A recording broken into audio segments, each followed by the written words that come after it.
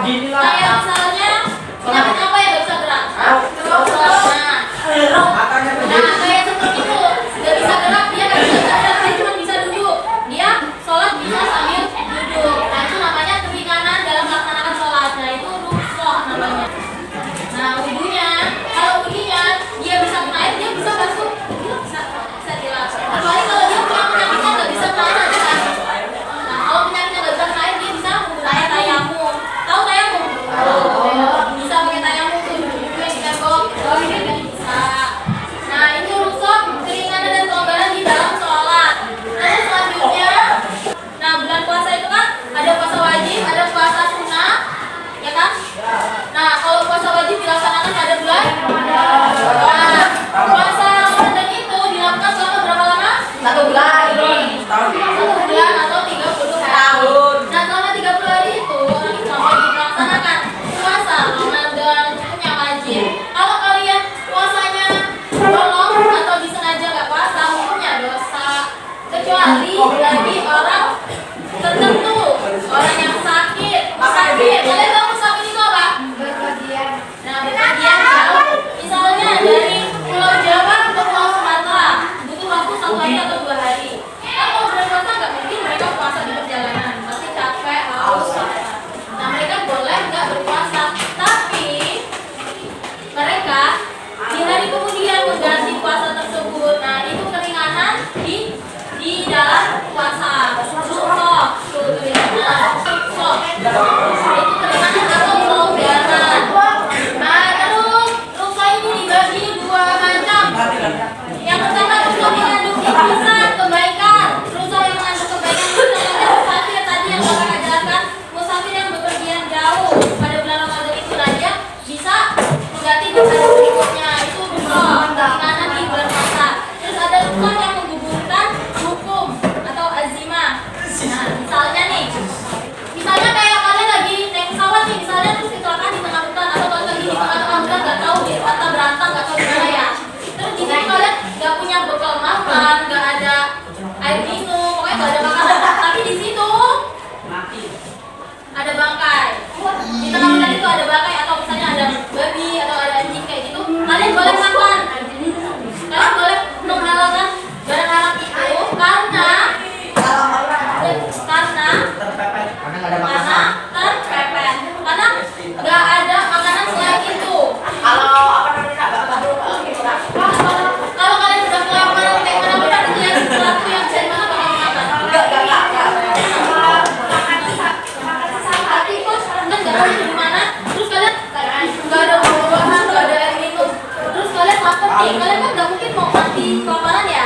Terus nyari sesuatu yang bisa dimakan. Kalian bisa menghalalkan yang tadi. Nah, itu keringanan di situ. Mahalnya karena di situ nggak ada yang benar-benar bisa dimakan. Tapi kalau misalnya ada kambing, ya kalian percaya deh kambing itu. Iya. Tapi kalau itu adanya yang buat itu, maka nggak apa-apa. Karena di situ nggak ada yang bisa menghalalkan itu. Ya karena nah nih, coba nih tadi yang aku tanyain di sini nih. Rukhsah yang menggugurkan hukum azimah itu itu yang aku udah paham belum? Maksudnya rukhsah itu apa tadi? Kalau nggak 199. Nah, itu dibaca. Rukhsah memiliki arti keringanan atau kelonggaran. Nih, diartikan perubahan hukum dari hukum asalnya karena sebab tertentu dengan tujuan untuk memberikan kemudahan dan keringanan.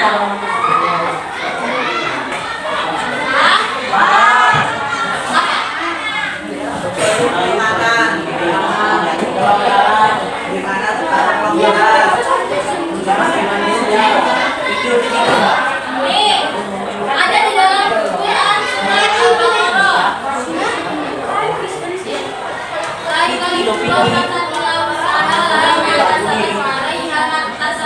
Allah tidak membebani seseorang melainkan sesuai dengan kewajibannya. Dia mendapat pahala dari kebajikan yang dikerjakannya. Nih, dia mendapat pahala dengan kebaikan yang kalian lakukan. Dan dia mendapat siksa dari kejahatan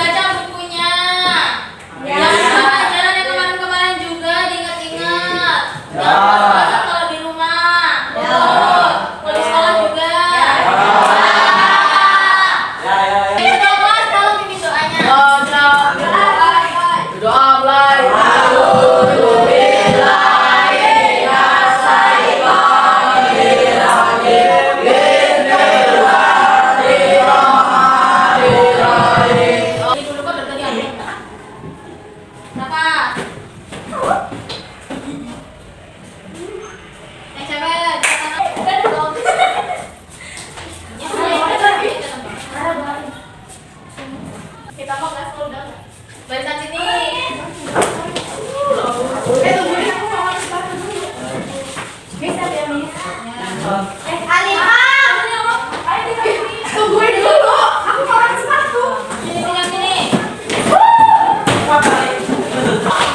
Kalau kantor bukunya yang punya yang balik. Kasih. Itu punya siapa itu? Jasnya Oleh. Sepedanya tinggal.